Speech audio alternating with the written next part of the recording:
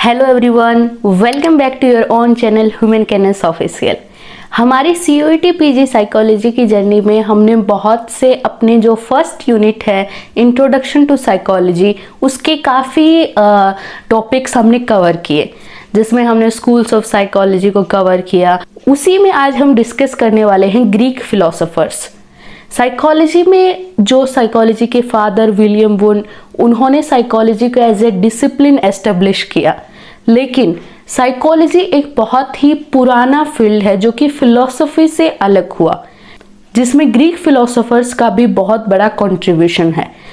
आज के वीडियो में हम देखने वाले हैं इंपॉर्टेंट ग्रीक फिलोसोफर्स, जो कि CUET PG के लिए भी इम्पोर्टेंट है और बाकी साइकोलॉजी को एज ए डिसिप्लिन या फिर एज ए सब्जेक्ट पढ़ने के लिए, आपकी नॉलेज के लिए ये जानना ज़रूरी है कि कौन कौन से ऐसे ग्रीक फिलोसोफर्स हैं जिन्होंने साइकोलॉजी में कंट्रीब्यूशन किया, और वहीं से बेसिक जो है वो वहीं से साइकोलॉजी का आता है, जिससे कि आप आगे फिर जो थ्योरीज एस्टेब्लिश हुई साइकोलॉजी में, वो उनकी रूट्स वहीं से हैं। So let's start today's video. Important Greek philosophers of psychology. So आप स्क्रीन पे देख पा रहे हैं कि ये जो है important Greek philosophers of psychology आज हम अपने वीडियो में कवर करने वाले हैं। तो सबसे पहले हम देखने वाले हैं हिपोक्रेट्स। यस, साइकोलॉजी में जब स्टार्टिंग में ह्यूमन जो इवोल्यूशन था, उसके स्टार्टिंग में जब भी कोई इंसान बीमार होता था या फिर कोई मेंटली या फिजिकली कोई उसको प्रॉब्लम होती थी, तो उसको ये माना जाता था किसी ईविल ने या किसी बुरी आत्मा ने इसको इसके साथ कुछ बुरा किया और अब ये जिंदा नहीं रह पाएगा। लेकिन जब हिपोक्रेट्स आए तो उन्होंने ये पहली बार बताया कि इंसान के शरीर में कोई बीमारी हो सकती है। तो आप देख सकते हैं कि हिपोक्रेट्स को फादर ऑफ मेडिसिन भी बोला जाता है, फादर ऑफ मेडिसिन। एंड इन्होंने फर्स्ट टाइम बात की बॉडी इलनेस के बारे में कि इंसान का शरीर बीमार हो सकता है। बॉडी हैज़ एबिलिटी टू इन्होंने बताया कि आपकी बॉडी में टोटल 4 फ्लूइड हैं, और जब भी कोई इंसान बीमार होता है तो ये 4 फ्लूइड जो हैं आपके, ये इनबैलेंस होते हैं। ये आप देख सकते हैं कि जो हमारा ईस्टर्न पर्सपेक्टिव है साइकोलॉजी का, इंडियन पर्सपेक्टिव, उसमें आपने देखा होगा कि साइकोलॉजी के इसमें बात की जाती है कि 4 दोषाज गुणाज, जो कि हम अपने नेक्स्ट वीडियोस में कवर करने वाले हैं। वैसे ही वो वहीं से है, या फिर हिपोक्रेट्स ने सबसे पहले इसके बारे में बात की थी 4 basic fluid of the body. और उन्होंने ये भी बोला था कि body has ability to gain the fluid in balance, कि हमारी जो बॉडी है उसके पास ये एबिलिटी है कि वो जो फ्लूइड इनबैलेंस हुआ आपकी बॉडी में, उसको वो बैलेंस कर सकती है। तो हिपोक्रेट्स ने बेसिकली 4 फ्लूइड के बारे में बात की, और इन 4 फ्लूइड को आप देख सकते हैं। Number 1 flame, number 2 blood, number 3 yellow bile, number 4 black bile. यहाँ पे जो बाइल वर्ड है दैट मीन डाइजेस्टिव जूस, जो आपकी बॉडी में चीज़ों को डाइजेस्ट करने के लिए एक जूस होता है, दैट इज कॉल्ड बाइल। और जो हिपोक्रेट्स ने ये 4 फ्लूइड दिए, दीज आर 4 फ्लूइड, इनको ह्यूमर थ्योरी बोला गया, humoral theory of the Hippocrates.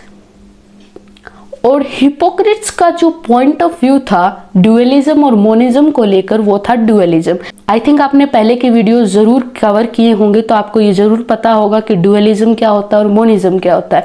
Dualism means body and mind are separate, and monism means body and mind are not separate, these are single entity. तो Hippocrates dualist थे क्योंकि उन्होंने body fluid and physical illness के बारे में बात की। Hippocrates के बाद आते हैं हिपोक्रेट्स के ही स्टूडेंट गैलन। गैलन ने जो ह्यूमरल थ्योरी हिपोक्रेट्स ने दी 4 फ्लूइड को लेकर, उसी को gallon took humour theory and expanded this and make this theory of temperaments.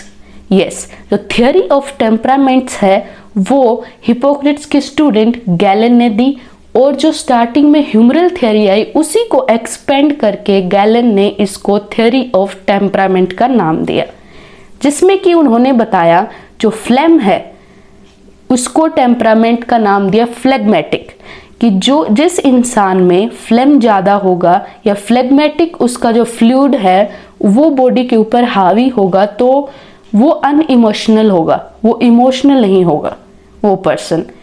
And second blood, blood को उन्होंने नाम दिया सैंग्विन पर्सनैलिटी, कि जिसमें ब्लड फ्लूइड ज़्यादा होगा या तो वो होगा sanguine. Sanguine means cheerful, happy, cheerful and happy आप बोल सकते हैं।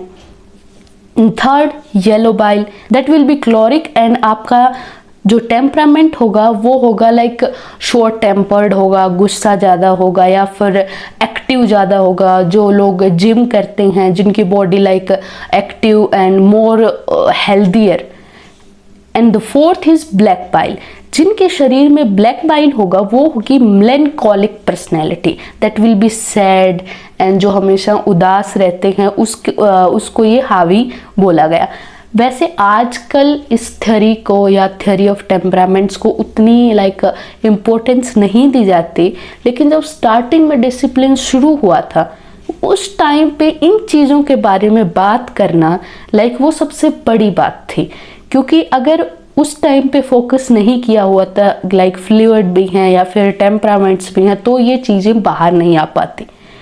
तो हमने बात की हिपोक्रेट्स की, देन उनके स्टूडेंट गैलन की। चलिए अब हम देखते हैं अपने next Greek philosopher Socrates. Yes, everyone's favourite Socrates. तो आपने जरूर सुना होगा सोक्रेटिस रीजनिंग, कि सोक्रेटिस ने एक रीजनिंग के बारे में बात की थी कि सोक्रेटिस जहाँ भी जाते थे, कहीं भी लोगों से मिलते थे तो वो एक आर्ग्यूमेंट करते थे। जब भी उनसे कोई सवाल पूछता था किसी बारे में तो वो हमेशा कहते थे वाई वाई वाई। सवाल पूछने वाला इंसान या तो खुद से उसको उसका आंसर मिल जाता था उस वाई के अंदर, या फिर वो खुद का सर पीटने लगता था सोक्रेटिस से बात करने के बाद। और जो सोक्रेटिस जो थे वो डुअलिस्ट थे, वो माइंड और बॉडी को एज ए सेपरेट एंटिटी मानते थे। और सोक्रेटिस ने रैशनलिज्म के बारे में बात की।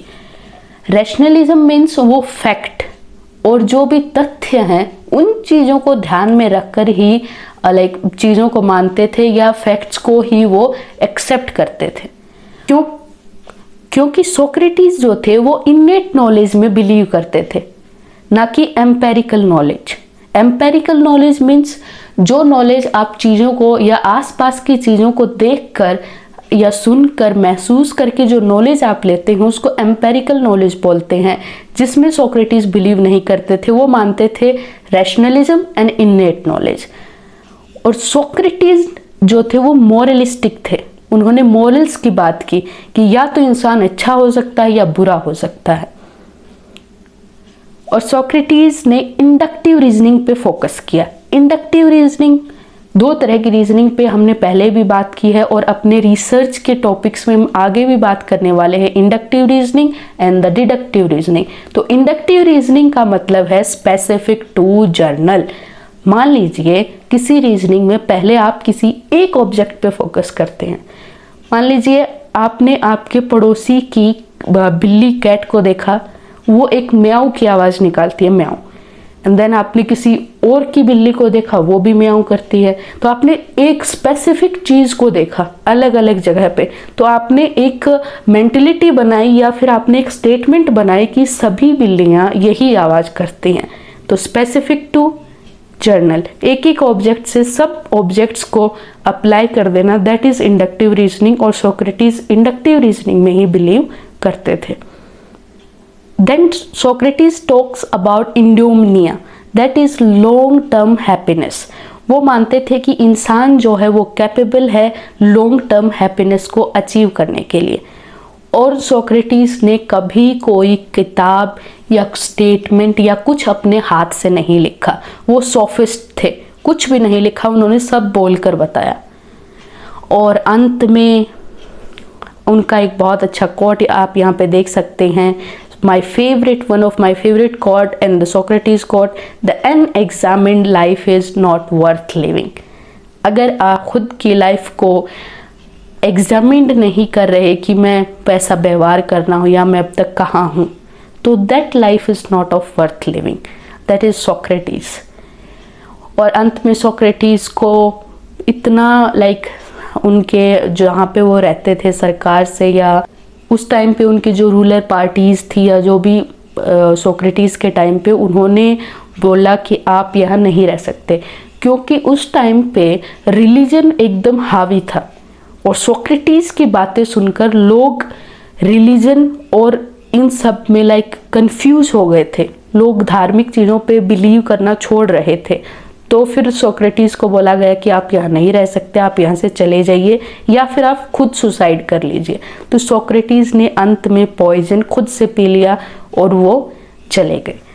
देन उसके बाद अच्छा हुआ, सोक्रेटिस के स्टूडेंट प्लेटो वो आए, स्टूडेंट ऑफ सोक्रेटिस.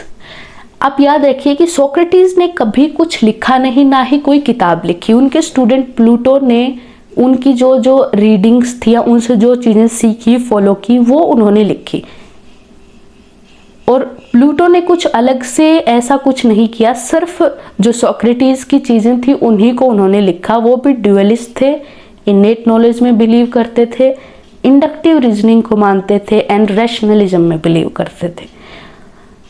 बेसिकली अगर आप देखें तो CUET PG के लिए ये इनफ है, मोर देन इनफ. अगर आप इतना पढ़ लेते हैं या आप देख लेते हैं तो आप प्रीवियस ईयर जो एग्ज़ाम्स हैं उनको देखेंगे तो आप इजीली इन क्वेश्चंस को कर पाएंगे.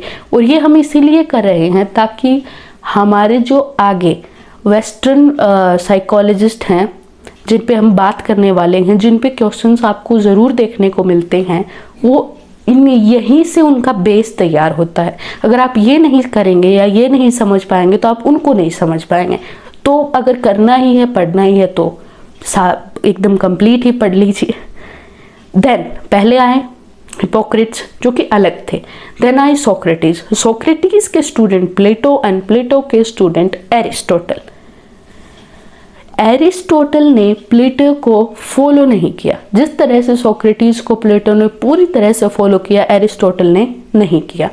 एरिस्टोटल जो थे वो एम्पेरिकल नॉलेज में बिलीव करते थे. Empirical knowledge means no innate knowledge. जब इंसान पैदा होता है तो वो एक ब्लैंक स्टेट की तरह होता है. जब इंसान पैदा होता है तो उसके पास अपनी खुद की कोई नॉलेज नहीं होती है. जो भी नॉलेज आती है वो सारी की सारी एम्पेरिकल नॉलेज मीन्स चीज़ों को देखकर समझकर आसपास की चीज़ों से सीखता है. That is Aristotle believed. Aristotle monism में बिलीव करते थे. Monism means body plus mind single entity and deductive reasoning. आपने इंडक्टिव रीजनिंग देखा, एक एक स्पेसिफिक ऑब्जेक्ट से जो भी दुनिया में सारी चीज़ें उनके बारे में एक धारणा बनानी. उसी प्रकार से सारी चीज़ों को देखकर एक सिंगल इंसान के ऊपर धारणा. जैसे कि मान लीजिए all mens are mortal, then he is mortal. सभी लोगों को देखकर एक धारणा और फिर एक स्पेसिफिक ऑब्जेक्ट या इंसान के ऊपर वो धारणा अप्लाई करना, that is deductive reasoning. General to specific, inductive specific to general. I think आपके ये टॉपिक कवर हो गए होंगे और इससे बाहर आपको CUET में कुछ भी देखने को नहीं मिलेगा. आप ये यहाँ से आप वीडियो को पॉज करके ये नोट्स भी आप देख सकते हैं. I made a short notes for all of this to explain. So ये थे हमारे important Greek philosophers. I hope आज का वीडियो आपको अच्छा लगा होगा, इंटरेस्टिंग लगा होगा, टॉपिक भी आपको इंटरेस्टिंग लगा होगा. आगे भी हम CUET PG के लिए इम्पॉर्टेंट टॉपिक्स, सारे के सारे टॉपिक्स, आपके स्टैटिस्टिक्स, अब जो भी थियरीज हैं, all units I will cover here on this channel human canvas official. अगर आपको ये चैनल अच्छा लगा हो या आप CUET PG के लिए प्रिपेयर कर रहे हैं तो चैनल को सब्सक्राइब कर लीजिए. अगर आप साइकोलॉजी में इंटरेस्टेड हैं तो भी चैनल को सब्सक्राइब कर लीजिए. वीडियो को लाइक कीजिए, शेयर कीजिए and keep learning, keep growing.